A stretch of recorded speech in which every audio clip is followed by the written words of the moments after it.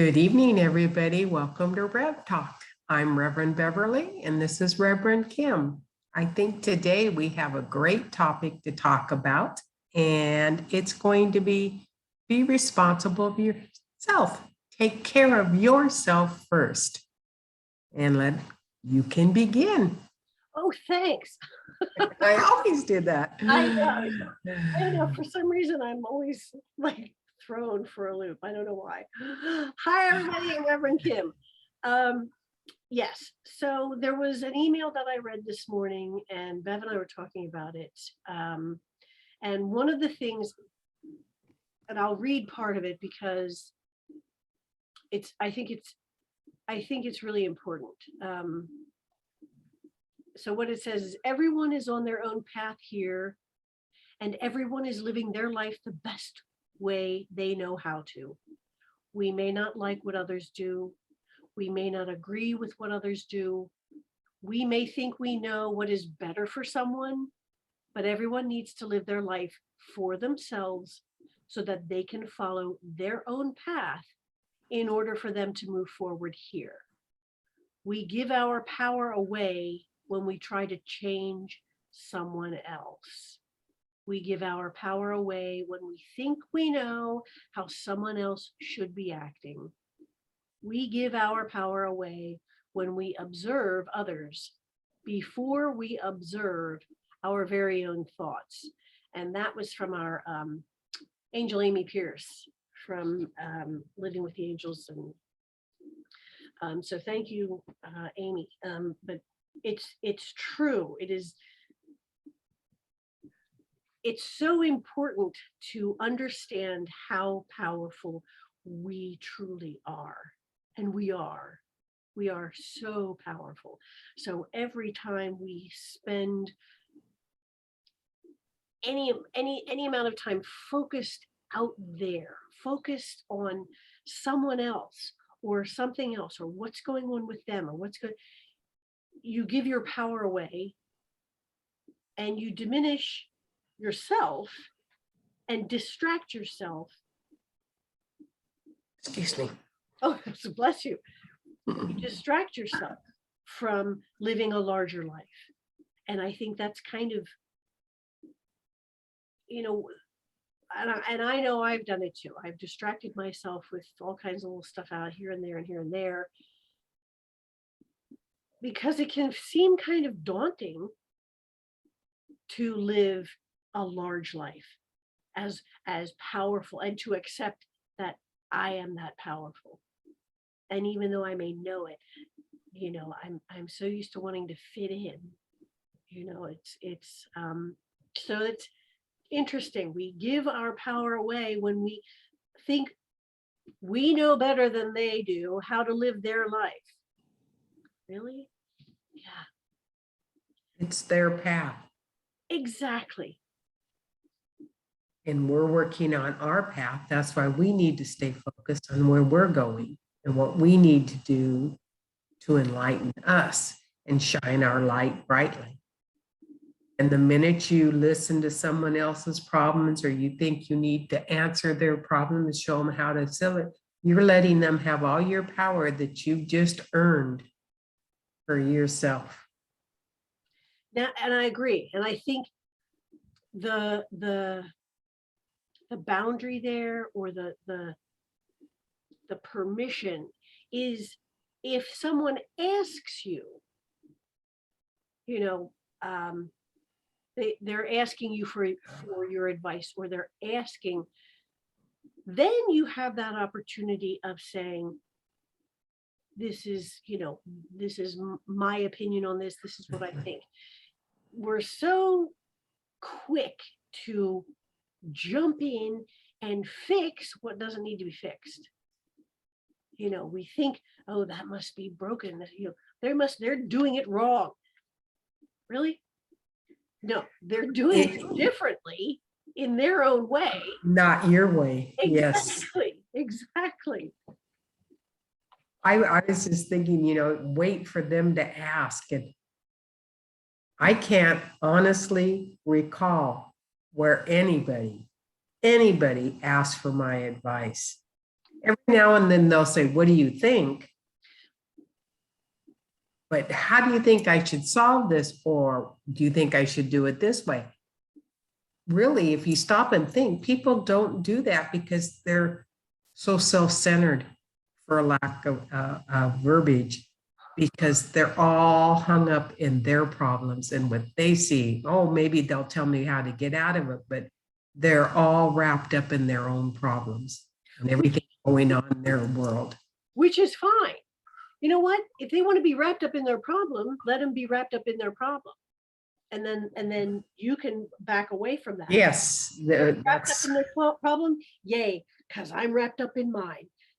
You know what? I gotta fix my own stuff. yeah. You know, so as serving as an example, you know, serving as an example by living your authentic life. I know I found with my own family, and I kind of chuckle about this. I learned that if I share a problem with my family, I have not asked for their advice. We're having a conversation. They've asked, oh, what's going on? Oh, this is going on. Immediately jump in. Well, here's what you need to do, and you need to do this, and you need to do that. And you need to, it's like, whoa, I did not ask for that. I'm just giving you, I'm just telling you what's going on. I've got it handled. Of course, on my part of that, I've not said I've got it handled. Well, back up.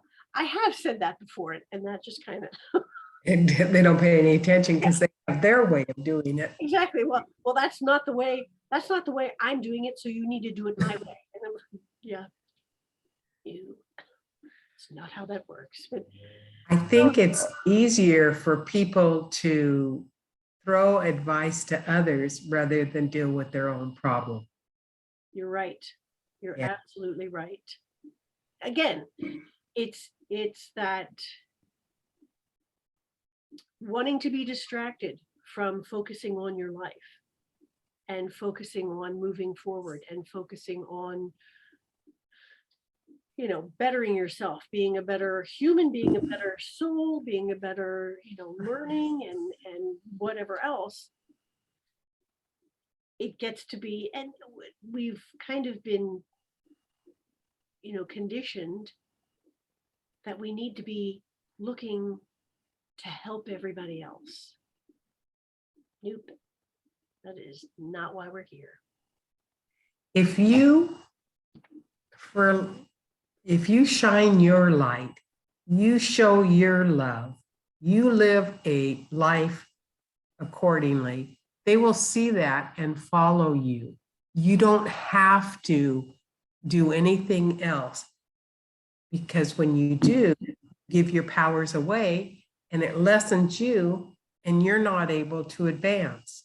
So it's very important to realize how strong you are and how much you can grow by helping others see the light versus helping others by telling them how to see the light. Right. Lead by example. Exactly. You know, and yeah, I mean, the whole idea is for us to live our best life, how we see it.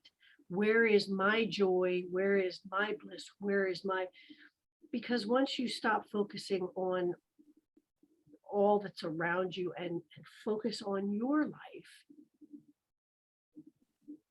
gets better. And you're absolutely right. And other people see that. And they may ask, well, how do you do that? And then you've been given permission to say, well, this is what I've done. You know, what do you want to do? How do you want to live your life to your fullest and your best? How do you want to honor your truth? You know, one of our tenets, I honor my truth. That's right. How do you want to honor your truth? And I love that. I really think 2022 is going to be where the authenticity is going to come forward, and you're going to see the true person behind their shell now, because time is going so fast. There isn't time to play the game. So you have to be and it's hard. It really is, because you've got your naysayers and you've got people that don't believe anything spiritual. And spirituality is going to be the way of the world. It's what's going to save the world. But here's the thing, and I agree with you. Here's the thing about the naysayers. Let them say whatever they may want. you say whatever you. Again, if you start to focus on what other people are saying, you've given your power away. You've allowed them to dictate to you how you should live your life. And that's not, I mean, you are a powerful being. They are powerful beings too. They're not more powerful than anybody else, and neither are you. You have your own gifts, your own talents. Focus on them. I mean, I've spent my life seeking the approval of my family. I mean, you and I have had a lot of discussions about that, and it is a process for me to come around. And I also understand, I can honestly say I really like who I am. I really do. I like who I'm becoming. And I couldn't have said that, even a short while ago. That's the best statement in the world. And just to be able to say that, and how do I find those things that, say I like who I'm becoming? I look at the little things that I've done for me. The things that have lifted me up, the things that have made me feel better about what's going on in the world. And in my life, what I'm doing to move forward. I can't change anybody else except me. Michael Jackson, the man in the mirror. That's right. Mm-hmm. I can't sing or dance like him, but that's okay. But you can look at the man in the mirror, and change starts there. The change does start there, and it's and it doesn't have to be big, huge steps. It can be just little baby steps, just to remember the way, like, instead of, oh, I forgot my keys, it's like, oh, I remembered my keys. A flip of the word, makes it feel better. Thank you so much. That's so great that I found my keys. Yay. Whatever it is, flip it around instead of beating yourself up. And I'm a pro at that. So, that, again, I guess, berating ourselves for silly things gives away our power. Take our power back. Exactly. Well said. Thank you. I'm still curious, because you pulled 4 cards. Yes. Because you were told to. So I want to know what the story is with them. Okay. The 4 cards were the fringe dweller. Is that from the Forest Fae? The Forest Fae. See with eyes and heart wide open. Oh. So that was one. Okay. Then became the Green Witch, which says, oh, I can't see it. Connect to the spirits and energy on your local landscape seek enchantment. And that's something I always do. I go out into the forest because it's just breathtaking and it settles everything.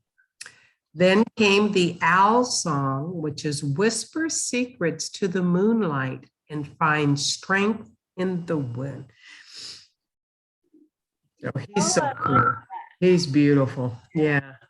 And the last one was the old pass, walk in unknown territory to see from a new perspective. Oh, that's cool. So if I was reading that card, I would do it in the 4 stages. And I would say, you need to walk your walk with your eyes wide open and observe all that is going around you.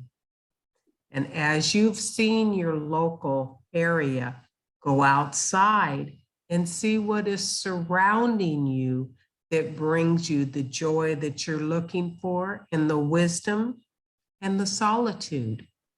And as the owl comes out at night, and I now have an owl there on my back tree. I've only heard him. I saw him fly into the tree, but I haven't seen him sit there yet. And I'm afraid because I don't want to see him eat a mouse. But as you whisper to the moonlight, the whole sky lights up, celestial. So the stars and the moon and everything speak to me. And I actually, took stones and planted them. And I planted them in the 4 directions. So north, south, east, and west. So as the seasons change, the energy changes around my house. It's quite interesting. Nice. So I can feel that. Finally, it says to take your old paths. So that means take all this knowledge that I'm learning and expanding and growing with and go back to my old paths and spread it. So I think it was a beautiful, beautiful 4-card draw, which I had no decision to do 4 cards. And it spoke volumes to me to show me that I am on the right path. And it actually gave me directive on how to do it. And again, to me, it's the seasons. It's so important that I moved where I have seasons. And this season is to take care of yourself. You're the most important thing right now because it's resting, it's quiet time. And I was just going to post one of those, and I think I did on Facebook, when I was doing holistic healing, what they told you to do for the winter months. What they gave you samples of things to eat. They told you to take minerals because the winter, the body needs minerals. And then I posted it, and it just, like, I got away from it. I lost the seasons because here I am in California now and it's 71 degrees, you know? Right, right. So I think we need the seasonal changes for our body. And I even tell my granddaughter, who has a boyfriend, at least wait and see him through the 4 seasons. Wait a year, because your personality and your attitudes change in each season. Oh, that's good advice. And it's true, because you summer, you're go, fall, you're slow. So you need to see all 4 sides of them. Nice. I thought it was good advice. I don't know if she'll take it, but it was given with love. Exactly. That's all you can do. It's her choice. It's her path. It's her journey. So Exactly whether she right. takes it or not, that's all on her. You gave her. That was great. That's actually great advice. And I loved the reading. It was beautiful. Oh my gosh, it was beautiful. And yes, there was a reason why you were told to pick 4 cards, and there it was. The story unfolded. I held that for a while because I didn't know what to do with it. It was just before I came down south. Wow. Yeah, that's nice. And it is nice. The I say this and I do like the changing of the seasons. I do.